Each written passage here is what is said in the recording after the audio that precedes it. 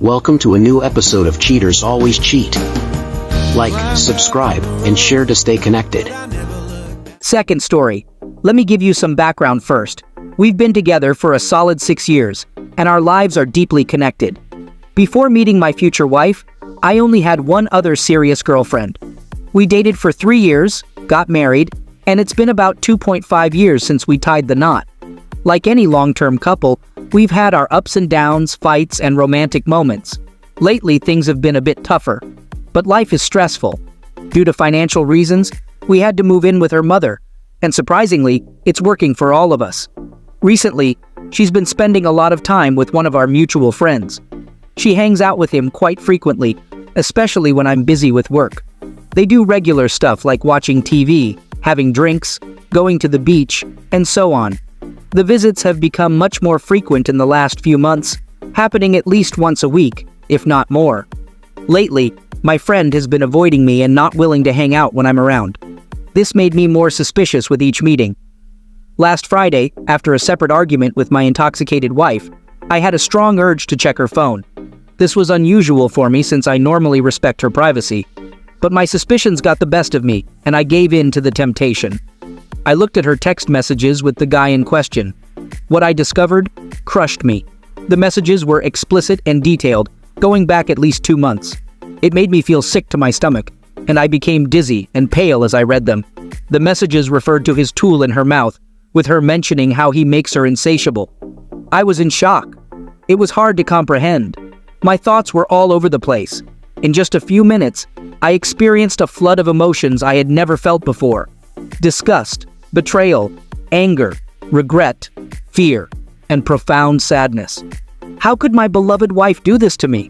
I couldn't shake the image of her with that jerk, someone who had been my friend long before I even met her. How could he betray our friendship like that? In that moment, I even thought about resorting to extreme measures. I felt utterly shattered, crying uncontrollably beside my drunken wife. I can't forgive her. I made up my mind then and there that this is unforgivable. I need to leave and be on my own. The problem is, I don't have any money saved up and I don't have my own car. I hardly own anything at all. I decided not to confront her about knowing yet, so I can prepare myself for living alone. With the help of a few supportive friends, I managed to find a new place to move into. I also have another friend who's selling me their car. I'm getting my ducks in a row to drop a bomb on this cheating witch and get away. As it stands now, my plan is to pack and move all my belongings while she's at work tomorrow. I'll have to pick her up from work later in the day. When she gets home and sees all my stuff gone, the final argument will begin. I don't know exactly what I'll say, but I have a lot to express, and the words will come naturally. Edit. The issue I have here is that I'll need to use her car to move my stuff on Friday. So, I'm considering a new plan. I'll write a concise but impactful note, more than just, I know, but not too lengthy. Leave it along with the car and keys at her workplace, and then a friend will pick me up so we can leave without a trace. This way, she'll read the note, be devastated, and return home to find all my belongings gone and no sign of me. I'm already preparing to hire a lawyer. I believe I have enough evidence, and I've familiarized myself with divorce laws in Maryland to cover my bases. Fortunately, we don't have significant assets, communal property, or children, which I'm thankful for. Update. As for Friday, it went as well as it could in a situation like this. I took the advice I received from Reddit and changed my plan before the day even began. There was no final argument. Despite learning the devastating news, our last week together went surprisingly well. We went to the beach early in the week and had an incredible closeness on Wednesday night. On Thursday, we had a fancy dinner, she paid for it, and then went to the movies, also her treat. Friday morning, she seemed really happy, and we had a great closeness. I dropped her off at work, gave her a sincere hug, and said goodbye. Little did I know it would be our last conversation. Right away, I went to get the keys to my new place and some boxes for packing. I hurried home to start packing my things. My brother-in-law was home at the time, so I pulled him aside and shared the news. He was furious at his sister and completely supportive of me.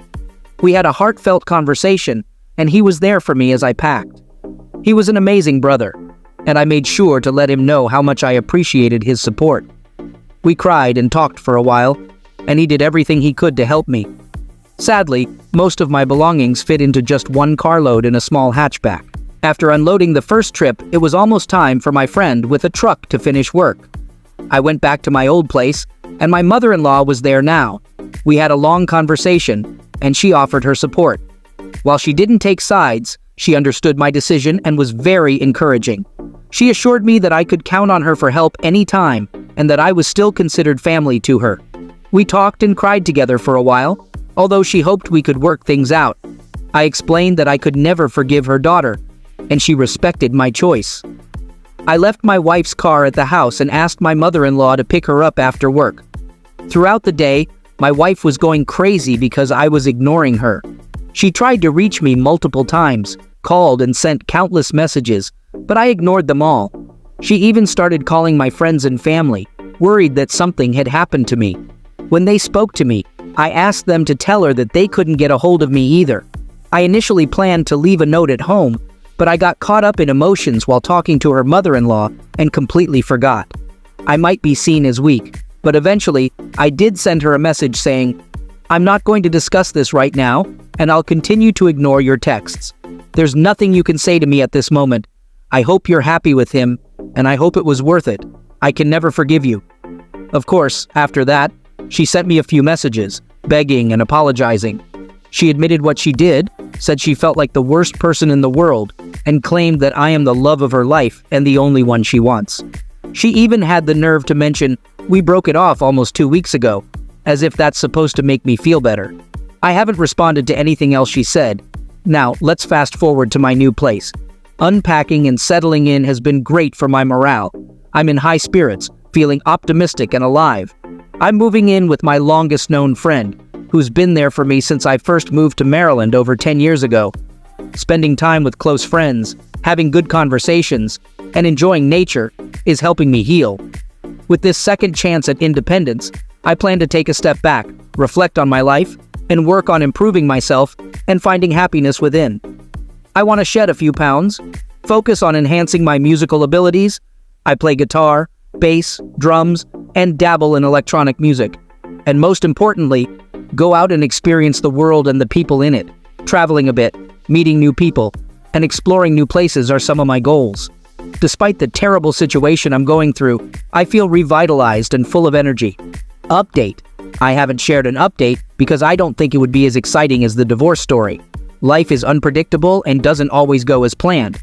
But in general, things have been going well. I'm enjoying my independent life, and I even have a new female friend. I'm still waiting for a year of separation to finalize the divorce. Third story. Just to give you some background, we were married for 16 years and together for 20. We have 4 kids, aged 24, 17, 10, and 7. I found out about her affair with a coworker after hacking her phone and seeing their messages. The divorce was finalized in December. In December, I learned she was seeing the affair partner right after moving out through a text meant for him, but sent to me. Overall, our divorce has been very friendly. I got to keep the house, my car, Harley, and business. She only asked for child support, nothing more. We're still good friends, but she lies to me a lot, so I'm cautious about what she tells me. We're doing a great job co-parenting our kids. The issue is that my ex decided to work extra hours today and asked if I could take care of our 7 and 10-year-old boys. I had no problem with that, but as soon as we got in the car, my 7-year-old started bombarding me with questions about mom's new friend. Apparently, the AP and his 12-year-old son stayed over at my ex's place last Friday. The AP apparently slept in bed with my ex. The AP's 12-year-old son had a sleepover with my 7-year-old and told him, "My dad and your mom are boyfriend and girlfriend," which left my son feeling confused. He was also told that the AP's dad might become his new dad. And to top it off, my son asked why this guy was sleeping in bed with his mom. On Saturday, they spent the day shopping at the trampoline park, having lunch, and acting like a family. I was totally blindsided by all of this, and it's clear my ex didn't have a conversation with our son about it. This was the first time my son met these people. I don't think it's fair that I have to clean up my ex's mess, and I find it highly inappropriate for the AP to sleep in her bed. We're not fully divorced yet, and neither is the AP. How should I handle this situation? My son is confused, and I don't think I should have to cover for his mother's bad decisions. Several months later, my ex called me crying and asked if I could take the kids overnight again. I was concerned and asked what was wrong. She replied that karma hit me hard. She explained that something felt off, so she decided to check her affair partner's phone while he was in the shower. To her shock, she found a long string of messages on Facebook with texting, pictures, and explicit conversations, the same way I had discovered her affair. My ex is 39, her affair partner is 52, and his new affair partner is married and just 28. Now don't get me wrong, part of me wanted to rejoice because it finally happened to her. I had warned her from day one that the guy was a predator. However, after listening to her, I realized she was deeply in love with him, and another part of me felt sorry for her. Interestingly, she apologized to me more that day than she ever did about cheating on me. She said things like, "I am so sorry I put you through this," and "I never realized how much this hurt you." I took her apologies with a grain of salt, because I've moved on and found someone else. We've been happily dating for the last 6 months. The main point of this post is to let everyone know that even in the toughest divorce situations, things can work out, and sometimes karma will step in and bring a small piece of retribution. 2 years later, there was nearly a second cheating incident with the affair partner, but my ex caught him before they could meet up. She has complete control over his phone, monitoring all his apps and constantly checking his messages. Sounds like a living nightmare to me. My ex and the AP are still kind of together, but it's a really strange on-off situation. Let me explain. According to her, they're not together, and both of their Facebook pages say they're single. However, she still occasionally wears his engagement ring, just like how she refused to return my $12,000 wedding ring. Ha! She stays at his apartment now and then, but claims they're just friends. Yeah, right. Who stays over at their ex's place, sleeps in their bed, and calls it just hanging out. It's amusing how she thinks everyone is naive enough to believe that. In the meantime, she had to change jobs because she was really close friends with the plant manager there. They were always talking, going to lunch together, riding Harleys, taking walks on breaks and all that. Rumors started swirling around, and things got messy at work. Her work friend is a married guy with 3 kids, but he still visits her place occasionally and takes her out on Harley rides, to the movies, or whatever they do. Apparently, our teenage son caught them kissing in the driveway, and he didn't know who the guy was. So he called me to ask, and I played dumb, telling him to ask his mother who that was.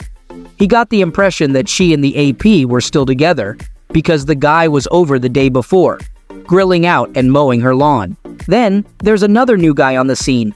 She won't say how or where she met him, but they went on 2 dates and she didn't seem too interested in him. It turns out they knew each other from a previous job, and he kept talking about how he wanted to be with all her friends and coworkers from back in the day. The other day we were discussing retirement. I told her about my plan to semi-retire in 6 years, once child support ends and all the kids turn 18. My idea is to move to a warmer climate down south. She started with a sob story, saying she had to raise all our children while I built the business, and she'll probably have to work until she dies and will never get to retire. But that's far from the truth. I put in just as much time, housework, and effort into our family as she did. There were even a few years when I did even more than her, while she was out partying with her friends 4 or 5 nights a week. In response to her, I said, "You made your choice to leave me and go with your AP." It was amazing to see the expression on her face. I used to be her retirement plan, but now she only has $14,000 in her 401k, and she's in her early 40s. Even if she stays with her AP or goes back to him, he doesn't have much money saved up for retirement or any significant savings at all. So there's some karma in that. Here's some advice for those of you going through a divorce or about to go through one. My life was completely shattered from October 2018 to December 2019, when our divorce was finalized. But fast forward a few years to now, and I've never been happier. I'm planning to retire early and enjoy some beach time. My relationship with my kids is stronger and better than ever. When things seem dark and terrible, be a good person. Don't lie or deceive. Avoid being malicious, and don't involve the kids in any conflicts between you and your ex-partner. Keep your head up and keep moving forward. The further you walk away from the darkness, the better your life will become. I've been looking after my younger brother, Justin, 33M, since he was 10. Our parents passed away when I was only 16, so I had to step up and take care of the household while he was still little. I did everything for him, and he meant the world to me. Maybe I spoiled him a bit too much. Because of my responsibilities, I didn't date much until I met Melissa, 35F, about 10 years ago. We dated for 2 years, and it was great. My brother really liked her too. One day, I overheard a conversation Melissa was having with her friend. She was talking about me, saying she loves how I take care of her in every way, but she found me average in bed. Her friend asked her if she is going to talk to me about it, or how is she happy. She told her that her fixture is my brother. Then, she spilled the tea. She had been having an affair with Justin for the past 8 months. She justified it by saying she thinks Justin is better in bed than I am. It was incredibly painful to hear. I tried to act like I hadn't heard anything and went inside the house. So I confronted Justin about the whole thing. I know how to get him to talk. After he kept denying it, I pushed him hard on the matter. Finally, he couldn't hold it in anymore and admitted it was true. He stayed quiet to avoid hurting me. He's in love with Melissa and wants to marry her, but she won't leave me alone. I was beyond furious. I wanted to punch him in the face, but instead, I just told him he's dead to me and walked away.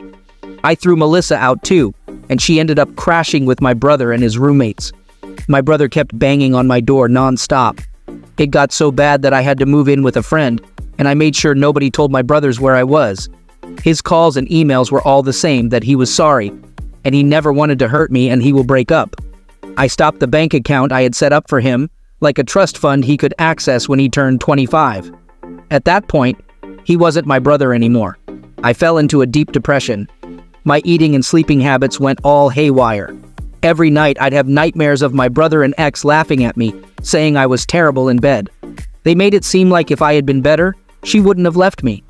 Things got so bad that at one point, I found myself standing in front of a train track, feeling like I couldn't handle it anymore. Luckily, my few friends came to my rescue. They were my lifeline during that tough time, and I stayed with them for a whole year. I decided to seek help and went to therapy, attending group sessions too. Closeness became a big anxiety trigger for me, so I avoided dating for a long while. But my friend encouraged me to give it a shot, and I did try once with a one-night stand, but it didn't work out well for either of us.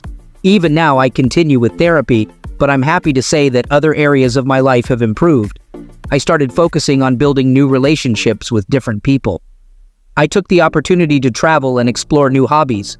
Most importantly, I learned to live for myself and put my well-being first. I've been with someone for 3 years now, and we're engaged and expecting a child together. Wendy, 32F, is a really sweet person. She knows all about my insecurities and the issues my brother caused me. She's been really mature and patient with me, and because of her, I've been able to trust someone enough to be in a relationship. A couple of days ago, I received a wedding invitation in the mail, and guess who it's from? Yup, my brother. He's been keeping an eye on me from a distance and invited me to his wedding with none other than Melissa. Seeing their names together doesn't hurt as much now, but I feel kind of numb about the whole thing. If this had happened 8 years ago, I would have had a complete breakdown. I still feel this pain inside that I can't be happy for my brother on his big day. My fiancée suggests that we shouldn't go to the wedding and just delete the invitation. You know what? I just want to see them suffer. I don't have any love or blessings left for my brother. When our parents passed away, they entrusted me with taking care of him, and they said we'd look out for each other when we grew up. But he completely threw that away. It's not just the fact that Melissa cheated that hurts, it's more painful that my own brother betrayed me. Update. Hey guys! I've been thinking about giving you all an update soon. You know how much people on Reddit love updates, but I had to delay it because I have a baby girl now. When I made the original post, my fiancée, now wife, was already 8.5 months pregnant, and we ended up having an early delivery. Our baby girl, Emily, is just the cutest little thing, bringing so much joy to both of us. She's so tiny and adorable, and she's got eyes just like mine. It's unbelievable how we created something so precious. I can't get enough of holding her, and my wife gets a little annoyed sometimes because she thinks I might spoil her too much. Oh, and by the way, my fiancé and I got married pretty quickly in a simple court marriage. We didn't want a big wedding, and we're all doing just fine. Some of you asked how my brother knew my address. Well, he actually didn't. He only knew my email and my work email. He probably figured out which company I work for, and from there, he tracked down my email and sent an invitation. A few days ago, I received another email from my brother. I had forgotten to block him, so it got through. Usually, I don't check my work email much since most things are forwarded in Slack. In the email, my brother poured his heart out. He acknowledged that he knows I won't come to his wedding, but he still wanted me there on his big day. He apologized for what he did and admitted he'd never forgive himself for his actions. He knew he shouldn't have slept with Melissa, but he did it anyway. Growing up, he had always been jealous of me. He envied that I was the more capable brother, always looking after him like a babysitter. When Melissa approached him, he felt like he finally had some importance. Deep down, he knew he was in the wrong, and he wanted to stop. When I told him he was dead to me, it triggered a panic attack in him. He desperately tried to contact me, but my friends wouldn't reveal my location. They stood by my side and refused to be part of his wedding with Melissa, as they also saw me as a big brother figure. Even his own friends judged him harshly for what he had done. His life hit rock bottom when he heard from one of his friends that I had attempted to end my life. 2 years ago, Melissa and my brother made up. At that time, she was a single mom and felt guilty about her past actions because her child's father had cheated on her and left. She wanted to apologize to me, and that's how they rekindled their romance. However, things didn't go well, and my brother eventually called off the wedding and broke up with Melissa again. He still wants me to be there for his big day, even though I've disowned him. He's willing to do whatever it takes to reconcile, even if it takes a lifetime. That's pretty much the gist of it. There was a lot of emotional stuff in the email, but I chose to ignore it and deleted it. My therapist told me that forgiveness should come naturally from the subconscious when we genuinely feel we can forgive someone. It should only be an option if the person shows remorse through their actions, not just their words. Honestly, I don't want to forgive him. I know it may seem petty and cruel, but I'm happy with my life the way it is. Adding him to my life will just bring stress. My wife advised me to let it go and not hold him responsible at all. I fear that if I forgive him, he'll go right back to Melissa. He needs to sort out his own life and be an adult now. I've coddled him enough. It's time for him to take responsibility. People keep asking me about my brother's life, so I want to clear things up. Honestly, I have no clue what he's been up to. I deliberately moved far away from him and even changed jobs to create distance. He must have found out my workplace from where he sent the email. For a whole decade, I acted like he didn't exist, and therapy helped me cope with it. I treated him as if he were already dead. I'm not sure what happened between him and Melissa, but from his email, I can piece together that they dated for a few years and broke up. His friends didn't approve of him being with her, so they canceled the wedding because of Melissa. My brother mentioned he doesn't want to get married unless I'm there to support him. But honestly, it doesn't have to be Melissa. Anyone could fill that role.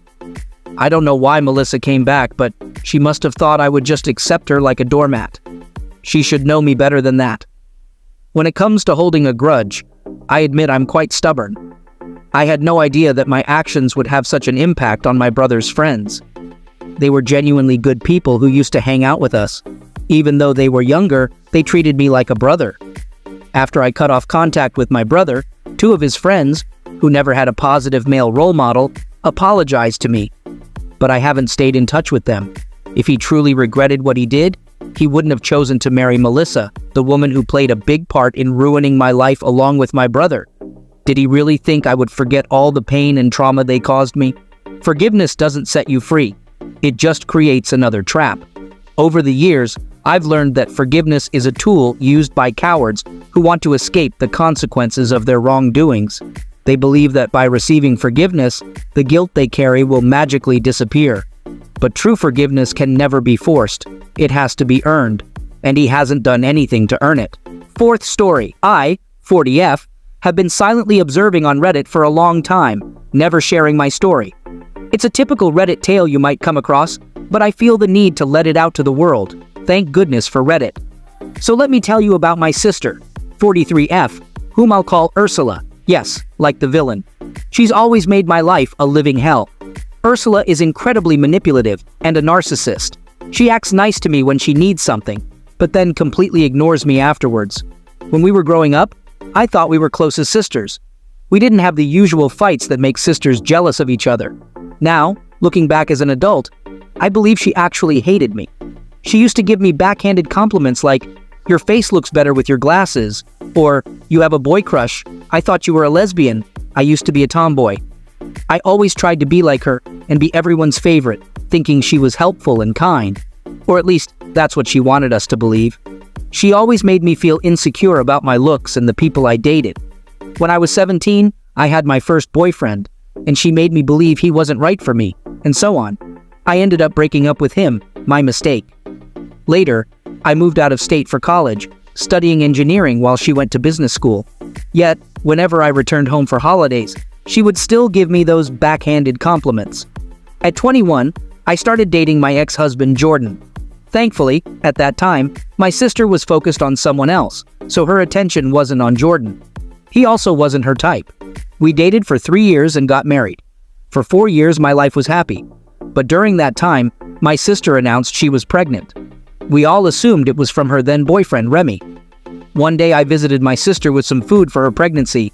She gave me permission to enter her place and handed me a key. As I went inside without knocking, I was surprised to find Jordan's shoes outside. Feeling suspicious, I entered her bedroom, and as you might have guessed, they were without clothes and had closeness. To keep it short, I divorced Jordan. I was in a lot of pain and devastated. My parents supported me, but they seemed to shift their focus more towards my sister and Jordan. Yes, she was pregnant with his child, and it hurt to see them together. Neither of them ever apologized. They just shrugged it off as shit happens. To get away from the situation, I moved away from home 8 years ago when I got a work contract in England. It was a fresh start for me there. I met Peter, a single dad, and we fell in love, got married, and now have a son together. I don't have any contact with my sister. I rarely talk to my dad, but he keeps me updated. Recently, I found out that Jordan and Ursula got married and had 2 more kids. That's pretty much all I knew about them until now. Turns out Jordan cheated on Ursula, and they're going through a nasty fight. To make things worse, 2 of their kids aren't even Jordan's, so Ursula hasn't been faithful at all. My dad said it's a complete mess, and they'll probably end up getting divorced, but she's pushing for alimony. I hung up the phone and poured myself a drink. Honestly, I'm glad I'm thousands of miles away from all that drama. My mom called me too, saying she needs me, but I'm not sure if I want to go or not. As much as I might enjoy seeing Ursula's life falling apart, I'm not sure if I want to get involved in all that drama. Edit. Since people seem curious and want all the details, I thought I'd add more information. My sister cheated on Remy, who was a really nice guy.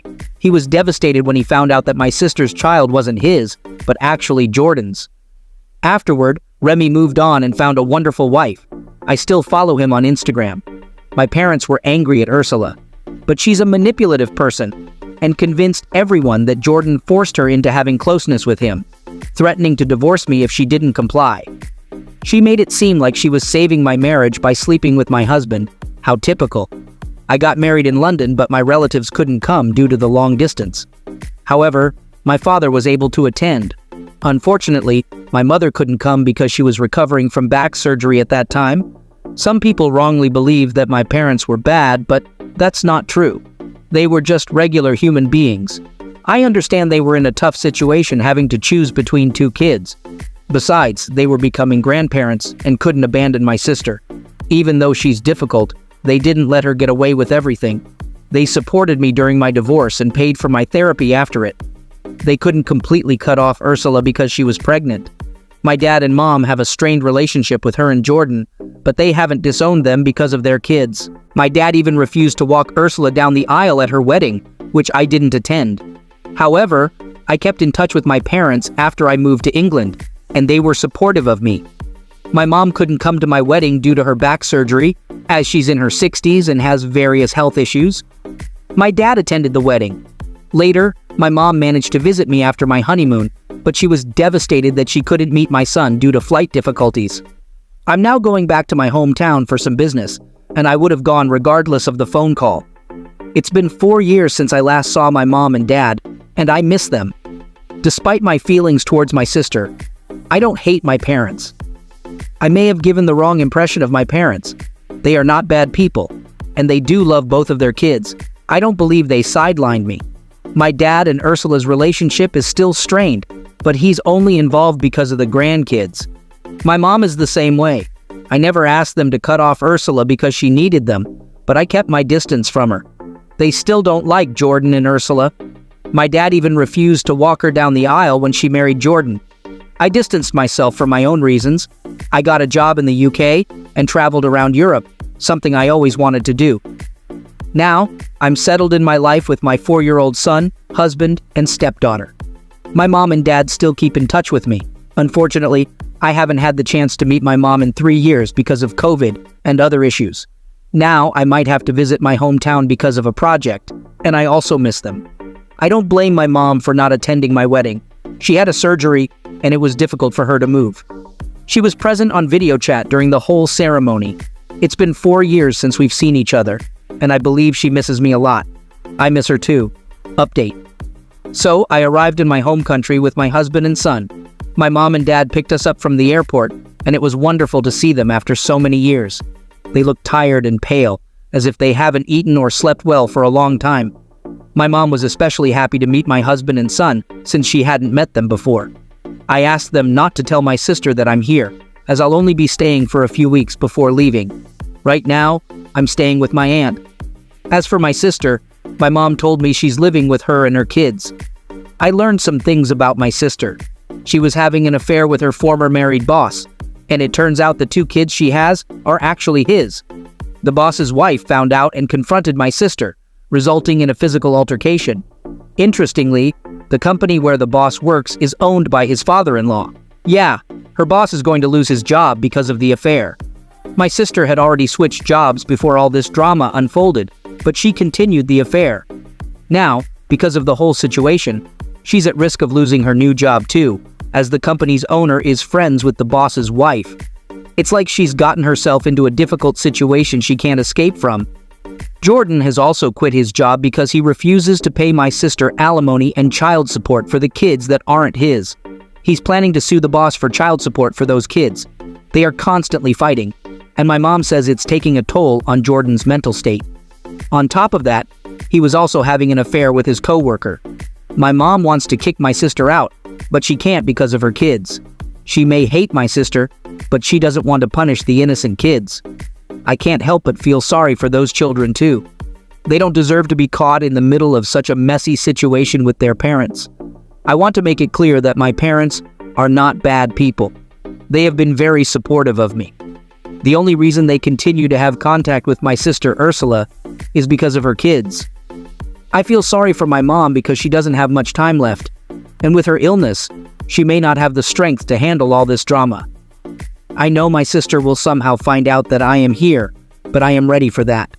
I don't want to see her because I know she'll pull me into her mess, but I plan to enjoy the few weeks I have with my husband and child. Don't forget to subscribe, like, and click on the little bell icon for notifications of new stories.